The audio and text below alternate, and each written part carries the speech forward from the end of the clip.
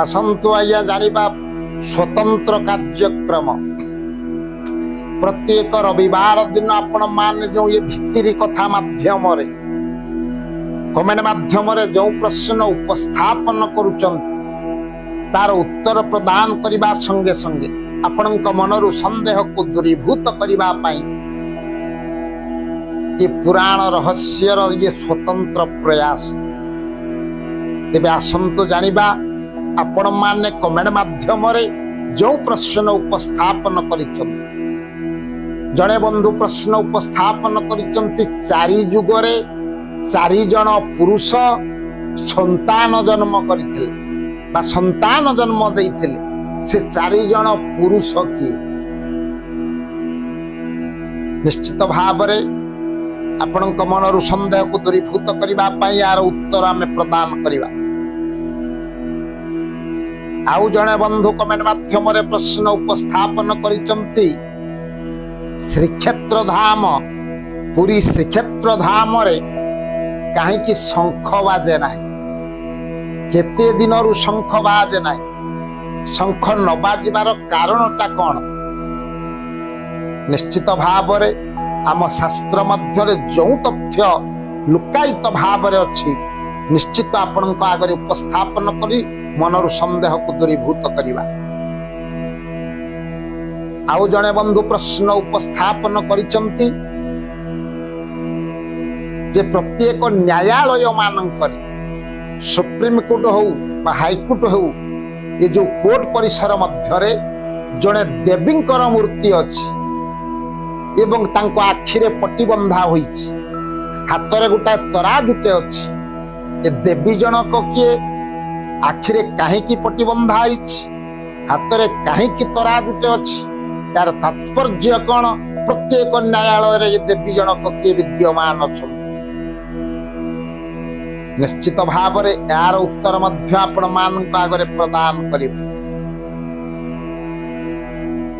आसंतु जानिबा परवर्ती प्रश्न जड़े बंधु कमेंट माध्यम रे प्रश्न उपस्थापन करिसंती जे 10 जातिर होचंती आया मनीष आमे तो मनीष सब एक प्रकार पाद अछि हाथ अछि आखि अछि कान अछि नाक अछि पाटी अछि तेबे 10 जातिर मनीष केमि एवं कोन कोन कौ कौ आया 10 जातिर मनीष अछंती ए कथा से प्रश्न उपस्थापन करिसंती तार उत्तर मध्य आपण मान को आगरे प्रदान कर।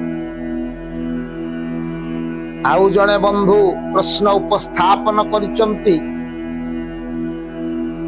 ये उड़ीसा माटी रे जदि धर्म बंची रहिछि हमर ऐतिह्य बंचिछि हम देवादेवी अछंती यहा होछि मूल रे हाथ अछि या सात भौणींकर पाई तबे ये सात भौणी के केमिति भाव रे उड़ीसा रे ये धर्म को या बंचैछन निश्चित भाव रे जानिबा ये 7 जन भौणी आइया की आसंतु जानिबा परवर्ती प्रश्न जने बंधु उपस्थापन करिसंती जे एमिति 5 जन अछंती जो 5 जनक पूजा न कले 5 जनक सेवा न कले आपण केबे मुक्ति लाभ करि परिबे ना ये संसार रु तरि परिबे ना तबे से 5 जन आइया की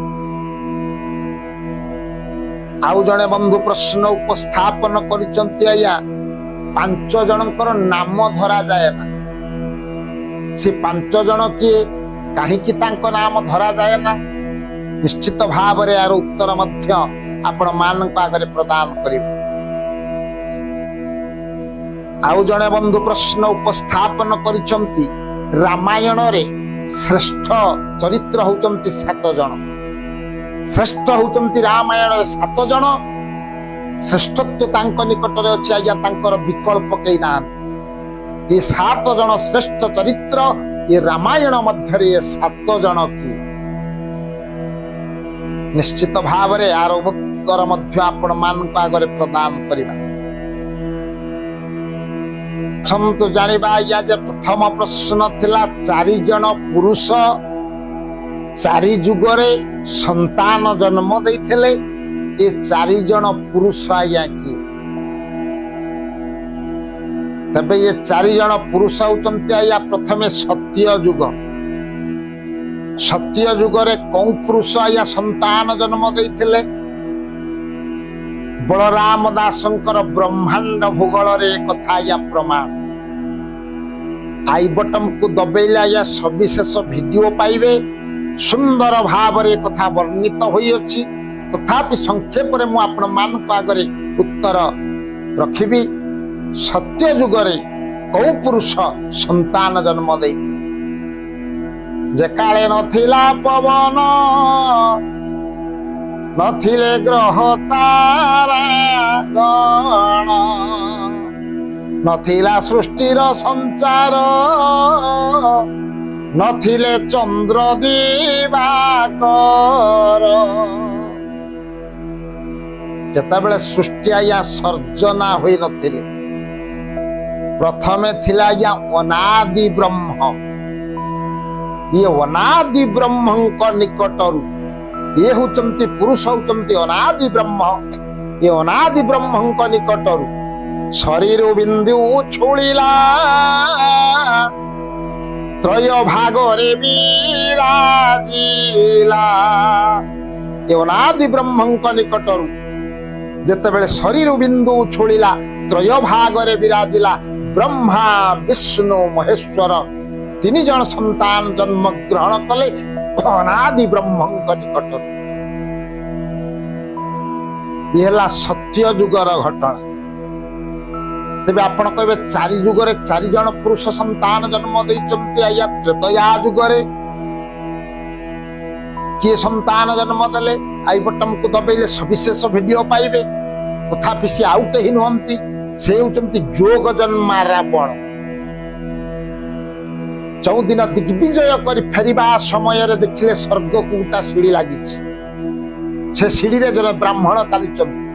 ଚିନ୍ତା କଲା ଦଶ ଶିର ରାବଣ, ମୁଁ ତ ଅନେକ ଦିନରୁ ଅନ୍ତର ମଧ୍ୟରେ ଚିନ୍ତା କରିଥିଲି ସ୍ୱର୍ଗକୁ ସିଢିଟେ ବାନ୍ଧିବି ବୋଲି। ମୋ ଆଗରୁ ଜଣେ କିଏ ଏ ସିଢିଟା ବାନ୍ଧିଛି?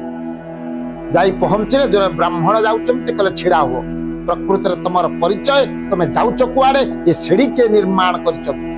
ନା ଇଏ ରଘୁରାଜା ଏ ସିଢି ନିର୍ମାଣ କରିଛନ୍ତି। କହିଲେ ଯାଅ ରଘୁରାଜାଙ୍କୁ ଆର ବୀଜ ମନ୍ତ୍ର ପଚାରି ମତେ କହିବ, ନହେଲେ ମୁଁ ତୁମକୁ ଛାଡିବି ନା। ଚାଲିଲେ ଆଜ୍ଞା ରଘୁରାଜାଙ୍କ ନିକଟରେ ଯେତେବେଳେ ପହଞ୍ଚିଗଲେ, ଭୀତଗ୍ରସ୍ତ ଅବସ୍ଥାରେ ବ୍ରାହ୍ମଣ। ରଘୁରାଜ ସେଦିନ କ୍ରୋଧିତ ହେଲେ, ମୋର ଅତିଥି ପ୍ରତି ଅସମ୍ମାନ ପ୍ରଦର୍ଶନ କରିଛନ୍ତି ରାବଣ, ଯାହାଙ୍କୁ ଶ୍ରେଷ୍ଠ ବିବେଚନା କରି ମୁଁ ସ୍ୱର୍ଗକୁ ପଠାଉଥିଲି ଇନ୍ଦ୍ରଙ୍କ ନିକଟରୁ ଦାନ ଆଣିବା ପାଇଁ।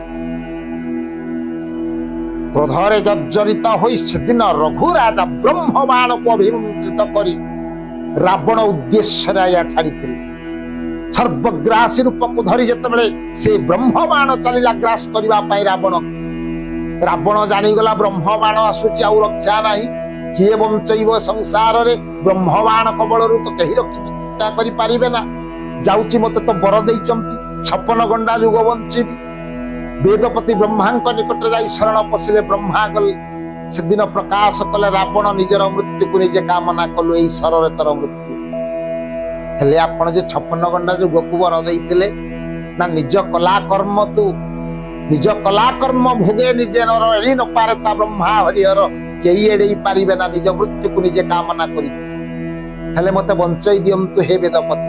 ମନ୍ତ୍ରପୁତ ବାରି ଛିଞ୍ଚି ଦେଇଥିଲେ ରାବଣ ଉପରେ। ଗୋଟା ଗର୍ଭବତୀ ନାରୀ ହେଇଗଲେ ବିଶ୍ରବାନନ୍ଦନ ରାବଣ। ବ୍ରହ୍ମବାଣ ଗର୍ଭବତୀ ନାରୀକୁ ଆଜ୍ଞା ଗ୍ରାସ କରିବ ନାହିଁ। ଗୁନାରୀ ଶିଶୁ ବ୍ରହ୍ମବଦ୍ଧ ପାପଙ୍କ ମଧ୍ୟରେ ପରମାତ। ତେଣୁ ଶାନ୍ତ ହୋଇଗଲା ବ୍ରହ୍ମବାଣ। ମନ୍ତ୍ରପୁତ ବାରି ଛିଞ୍ଚି ଦେଇଥିଲେ ବ୍ରହ୍ମା। ମୃତ୍ୟୁ ଶରକୁ ରାବଣ ହସ୍ତରେ ପ୍ରଦାନ କଲେ। କହିଲେ ଏଇ ଶରରେ ତୋର ମୃତ୍ୟୁ ନିଶ୍ଚିତ। ଯେତେ ଦିନ ଯାଏ ୟାକୁ ତୁ ସାଇତି ରଖିପାରିବୁ, ତୁ ବଞ୍ଚି ରହିଥିବୁ ଧରାଧାମ। ତାହେଲେ ଏ ରୂପରେ ତ ମୁଁ ଦେଶକୁ ଯାଇପାରିବି ନା, ରାଜ୍ୟକୁ ଫେରି ପାରିବି ନା। ମୋଟା ନାରୀ ରୂପ ହେଇଛି। ମନ୍ତ୍ରପୁତ ବାରି ଛିଞ୍ଚି ଦେଇଥିଲେ ବ୍ରହ୍ମା। ଗର୍ଭବତୀ ନାରୀ ରୂପକୁ ଧରିଥିଲେ। ଗର୍ଭ ମଧ୍ୟରୁ ଗୋଟେ କନ୍ୟା ସନ୍ତାନ ସେଦିନ ଜନ୍ମ ଗ୍ରହଣ କରି ସ୍ୱରୂପ ଫେରି ପାଇଲେ ରାବଣ। ତେଣୁ ପୁରୁଷ ହୋଇ ମଧ୍ୟ ସେଦିନ ଗୋଟା କନ୍ୟା ସନ୍ତାନକୁ ଜନ୍ମ ଦେଇଥିଲେ ରାବଣ। ଆପଣ ଆଇ ବଟମକୁ ଦବେଇଲେ ୟାର ସବିଶେଷ ଭିଡିଓ ପାଇବେ। କେମିତି ଭାବରେ ରାବଣ ଏ କନ୍ୟା ସନ୍ତାନକୁ ଯୋଉ ଜନ୍ମ ଦେଇଥିଲେ, ଏ କନ୍ୟା ସନ୍ତାନ କିଏ? ये गला त्रेतया द्वापर जुगरे जने पुरुष संतान जन्म देइतिले से जनक किए से होचंती आया देवर्षि नारद थरटे प्रभुंक मायारे नारद नारी रूप को धारण करथिले नारी रूप को धारण करी जने मर्त्यर राजा को विवाह करी संतान जन्म देइतिला आया देवर्षि नारद नारदीय पुराण रे कथा मध्य प्रमाण अछि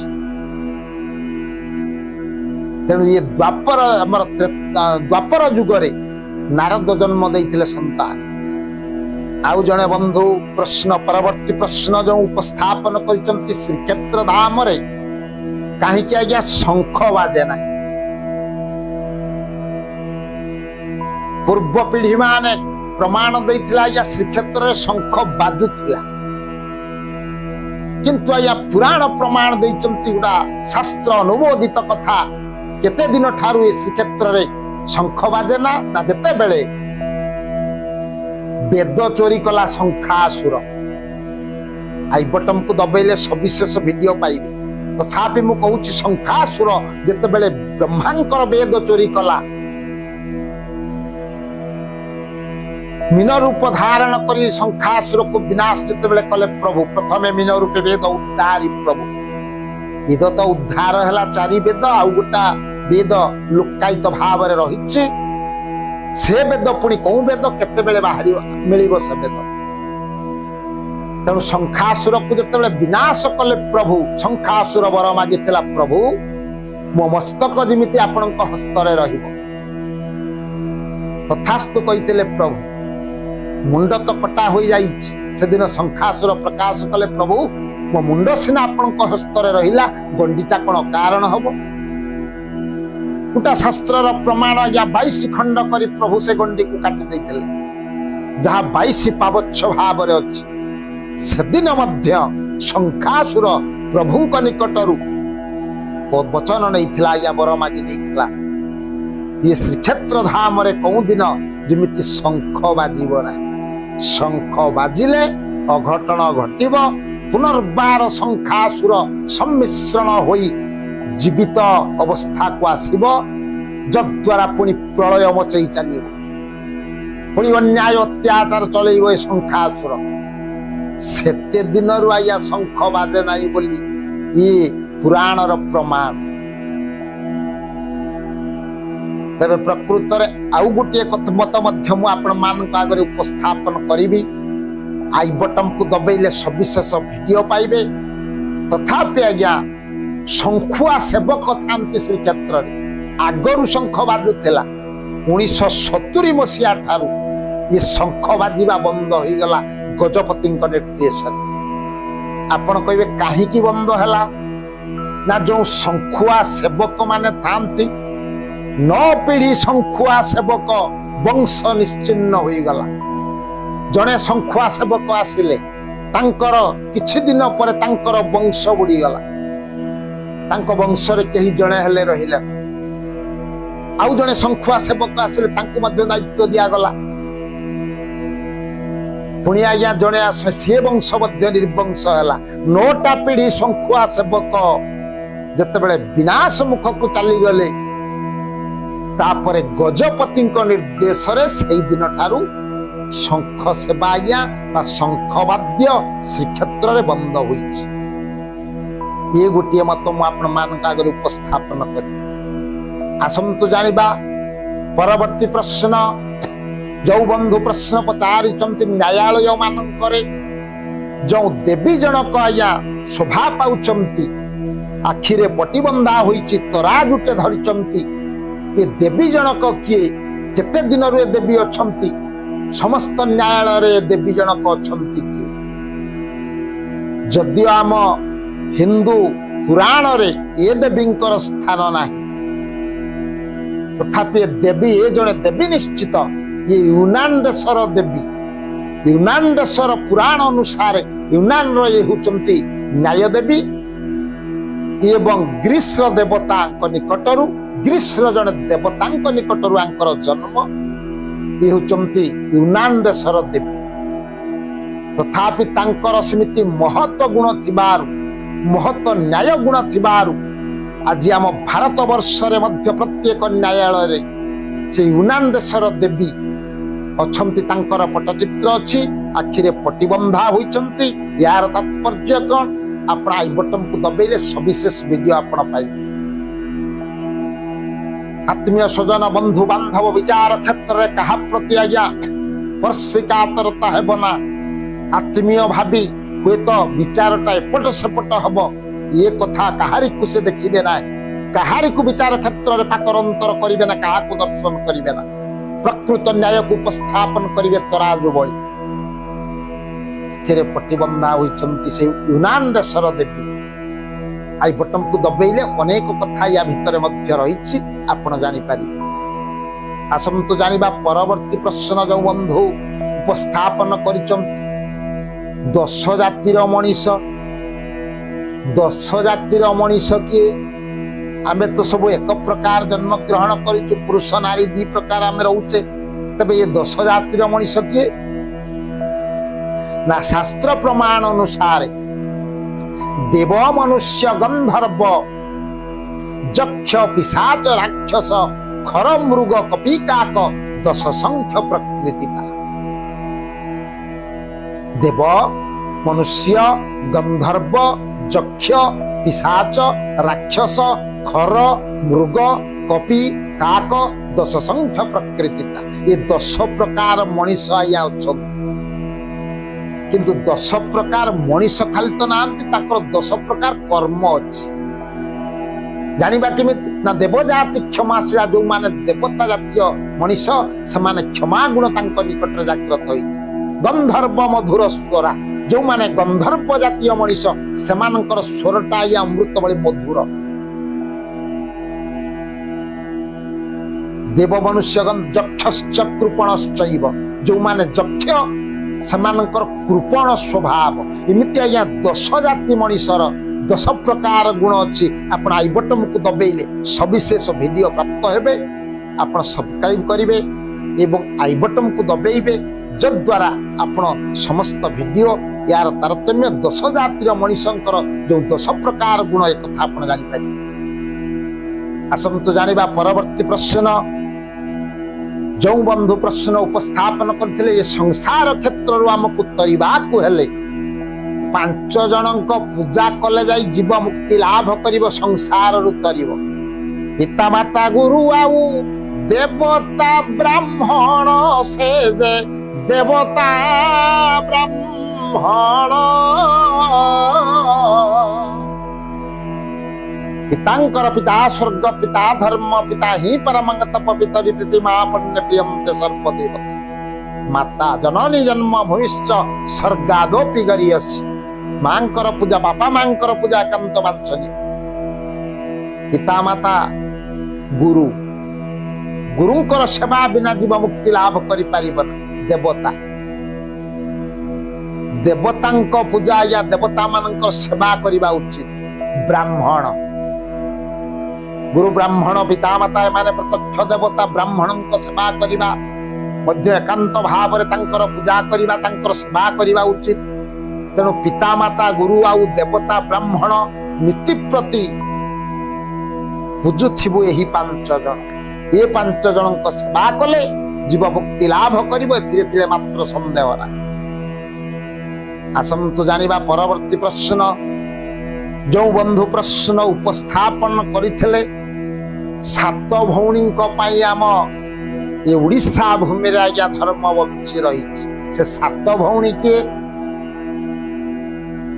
आपण जानिचंती जते बेले कला पहाड़ रो दौरात्म्य बढ़िला आसिला कला पहाड़ भांगिला लुहार बाड़ हिला महानदीर पानी सुवर्ण थाली रे हीरा परसिले मुकुंद देवंक राणी कला पहाड़ दौरात्म्य जते बेले दिन पर दिन बढ़ी बढ़ी चलिला चरम सीमा रे जते बेले पहुंची गला या ध्वंस कला हम देवता मान देवता मंदिर को सब आज्ञा धर्म पीठ को जते बेले ध्वंस स्तूप रे परिणत कला जागृत होई गले आद्या शक्ति जोग माया आपण माने जानिचंती पश्चिम ओडिसा रो प्रत्यक्ष ठाकुराणी समलेश्वरी ये समलेश्वरींकर 7 भौणी जागृत होई गले किचकेश्वरी ଘଣ୍ଟେଶ୍ୱରୀ, ସମଲେଶ୍ୱରୀ, ମେଟାକାନି ଇତ୍ୟାଦି ଯେଉଁ 7 ଭଉଣୀ ଆଜ୍ଞା 7ଟା ପୀଠରେ ପୂଜା ପାଉଛନ୍ତି ପଶ୍ଚିମ ଓଡ଼ିଶାରେ, ସେମାନଙ୍କର ଶକ୍ତି ଯେତେବେଳେ ଜାଗ୍ରତ ହେଲା, ଗୋଟିଏ ରାତ୍ରି ମଧ୍ୟରେ କଳା ପାହାଡ଼ର ସମସ୍ତ ସୈନ୍ୟ ସାମନ୍ତକୁ ବିନାଶ କରି କଳା ପାହାଡ଼ର ଜୀବନ ଦୀପ ମଧ୍ୟ ଲିଭି ଯାଇଥିଲା। ରକ୍ତର ନଦୀ ପ୍ରବାହିତ ହୋଇଥିଲା ସେଦିନ। ଯୁଦ୍ଧ ଯେତେ ଶିବିରରେ ଯେତେ ସୈନ୍ୟ ସାମନ୍ତ ଥିଲେ ସମସ୍ତଙ୍କୁ ଗୋଟିଏ ରାତିରେ ସଫା କରିଥିଲେ ଏ 7 ଭଉଣୀ। ଆମର ଐତିହ୍ୟ, ଆମର ଧର୍ମ, ଆମର ଦେବତା ମାନଙ୍କୁ ଆଜ୍ଞା ଦେବତା ମାନଙ୍କର ସେବା ପାଇବା, ଏ ସବୁ କିଛି ଏ 7 ଭଉଣୀଙ୍କ ପାଇଁ, ଏ ଆଦ୍ୟାଶକ୍ତି ଯୋଗମାୟାଙ୍କର 7 ଭଉଣୀଙ୍କ ପାଇଁ ଏ ଧର୍ମ ଆମ ଓଡ଼ିଶା ମାଟିରେ ତିଷ୍ଠିଲା। ଏ ଯୋଉ କଳା ପାହାଡ଼ ବିନାଶ ମୁଖକୁ ଗଲା, ନହେଲେ କଳା ପାହାଡ଼ର ବିନାଶ କଥା ଆପଣ ଜାଣିଛନ୍ତି, କେବଳ 7 ଭଉଣୀଙ୍କ ପାଇଁ ସେ ବିନାଶ ହୋଇଛି। ଆସନ୍ତୁ ଜାଣିବା ପରବର୍ତ୍ତୀ ପ୍ରଶ୍ନ। ଯେଉଁ ବନ୍ଧୁ ପ୍ରଶ୍ନ ଉପସ୍ଥାପନ କରିଛନ୍ତି, ରାମାୟଣରେ ଶ୍ରେଷ୍ଠ ହଉଛନ୍ତି ଆଜ୍ଞା 7 ଜଣ। ସେ 7 ଜଣ କିଏ? ଆଇ ବଟମକୁ ଦବେଇଲେ ସବିଶେଷ ଭିଡିଓ ଆପଣ ପ୍ରାପ୍ତ ହେବେ। 7 ଜଣ ମହାନ ଚରିତ୍ର ଏ ରାମାୟଣ ମଧ୍ୟରେ ସେମାନେ କିଏ? ନରଶ୍ରେଷ୍ଠ ମଧ୍ୟରେ ଆଜ୍ଞା ନରଶ୍ରେଷ୍ଠ ରଘୁନାଥ, ଭ୍ରାତା ଶ୍ରେଷ୍ଠ ଲକ୍ଷ୍ମଣ, କୌଣବ ଶ୍ରେଷ୍ଠ ରାବଣ ଏବଂ ତ୍ୟାଗୀର ଶ୍ରେଷ୍ଠ ହଉଛନ୍ତି ଭରତ। ଇଏ ହେଲେ ଆଜ୍ଞା ଆଇ ବଟମକୁ ଦବେଇଲେ କୋଉ 7 ଜଣ ମହାନ ଚରିତ୍ର ଶ୍ରେଷ୍ଠ ଏ ରାମାୟଣ ମଧ୍ୟରେ। ଆପଣ ଆଇ ବଟମ ମାଧ୍ୟମରେ ସବିଶେଷ କଥାକୁ ମଧ୍ୟ ଜାଣିପାରିବେ। ଆସନ୍ତୁ ଜାଣିବା, ଆଉ ଜଣେ ବନ୍ଧୁ ପ୍ରଶ୍ନ ଉପସ୍ଥାପନ କରିଥିଲେ, କୋଉ 5 ଜଣଙ୍କର ନାମକୁ ଆଜ୍ଞା ଉଚ୍ଚାରଣ କରିବା ଉଚିତ ନୁହଁ।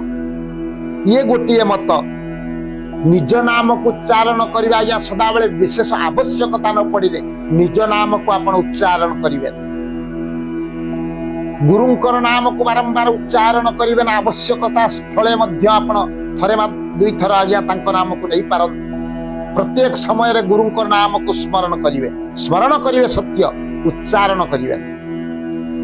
କୃପଣ ଲୋକ ଯକ୍ଷଶ୍ଚ କୃପଣଶ୍ଚୈବ, ଯେଉଁ ଆପଣ ମାନଙ୍କ ଆଗରେ ମୁଁ କହିଲି, ଏମିତି କିଛି କୃପଣ ଲୋକ ଅଛନ୍ତି ଆମ ସମାଜରେ, ସେ କୃପଣ ଲୋକଙ୍କ ନାମକୁ ଆପଣ ଉଚ୍ଚାରଣ କରିବେ। ଆପଣ କହନ୍ତି କୋଉ ଏ ଲୋକର ନାମ ଧରିଛି ଆଜି ଖାଇବା ପାଇଁ ମୋତେ ମିଳିବନି, ତେଣୁ କୃପଣ ଲୋକଙ୍କର ନାମ ଧରିବା ପାଇଁ ଶାସ୍ତ୍ର ମଧ୍ୟ ବିରୋଧ କରିଛନ୍ତି। ଖାଲି ଏତିକି ନୁହେଁ, ଜନ୍ମିତ ସନ୍ତାନଙ୍କର ନାମ ବିଶେଷ ଆବଶ୍ୟକତା ନ ପଡ଼ିଲେ ସବୁ ସମୟରେ ତାଙ୍କ ନାମକୁ ଆପଣ ଧରିବେ। ଆଉ ହେଲେ ନିଜର ପତ୍ନୀଙ୍କର ନାମକୁ ମଧ୍ୟ ଆପଣ ବାରମ୍ବାର ଉଚ୍ଚାରଣ କରିବେ ନା। ଆବଶ୍ୟକତା ସ୍ଥଳେ ଆପଣ ନାମ ନେଇପାରନ୍ତି, କିନ୍ତୁ ପ୍ରତ୍ୟେକ ସମୟରେ ଆପଣ ତାଙ୍କ ନାମକୁ ଉଚ୍ଚାରଣ କରିବେ। ତେବେ ଇଏ ଯୋଉ ସ୍ୱତନ୍ତ୍ର କାର୍ଯ୍ୟକ୍ରମ ପ୍ରତ୍ୟେକ ରବିବାର ଦିନ ଯେଉଁ ଭିତିରି କଥା ମାଧ୍ୟମରେ ଆପଣ ମାନେ କମେଣ୍ଟ ମାଧ୍ୟମରେ ଯେଉଁ ପ୍ରଶ୍ନ ଉପସ୍ଥାପନ କରୁଛନ୍ତି, ତାର ଉତ୍ତର ପ୍ରଦାନ କରିବା ସଙ୍ଗେ ସଙ୍ଗେ ଆପଣଙ୍କ ମନରୁ ସନ୍ଦେହକୁ ଦୂରୀଭୂତ କରିବା ପାଇଁ ଏ ପ୍ରୟାସ ଆମେ ଜାରି ରଖିଛୁ। ତେଣୁ ଆପଣମାନେ ନିଶ୍ଚିତ ଭାବରେ ସବସ୍କ୍ରାଇବ କରିଦିଅନ୍ତୁ। ପରବର୍ତ୍ତୀ ଅଧ୍ୟାୟ ପାଇଁ ଆପଣଙ୍କ ମନରେ ଯେଉଁ ପ୍ରଶ୍ନ ଉଙ୍କି ମାରୁଛି, ସେ ପ୍ରଶ୍ନକୁ ଉପସ୍ଥାପନ କରିବା ସଙ୍ଗେ ସଙ୍ଗେ ନିଶ୍ଚିତ ଭାବରେ ଆପଣ ପ୍ରଶ୍ନ ମାନ ସବୁ ମନ ମଧ୍ୟରେ ଯେଉଁ ପ୍ରଶ୍ନ ଆସୁଛି ଆପଣ ପ୍ରଶ୍ନ ଉପସ୍ଥାପନ କରୁଛନ୍ତି। ପରବର୍ତ୍ତୀ ଅଧ୍ୟାୟରେ ଏହାର ଉତ୍ତର ପ୍ରଦାନ କରି ଆପଣଙ୍କର ମନରୁ ସନ୍ଦେହକୁ ଦୂରୀଭୂତ କରିବା ପାଇଁ ଇଏ ପ୍ରୟାସ ଆମର ଜାରି ରହିବ। ସ୍ୱଳ୍ପ ସମୟର କଥାବସ୍ତୁକୁ ମୁଁ ଏଇଠି ବିଶ୍ରାମ ଦଉଛି। ସେ ସାରାବେ ଭବନ୍ତୁ ସୁଖୀନା ସର୍ବେ ସନ୍ତୁ ନିରାମୟା सर्वे भद्राणि पश्यन्तु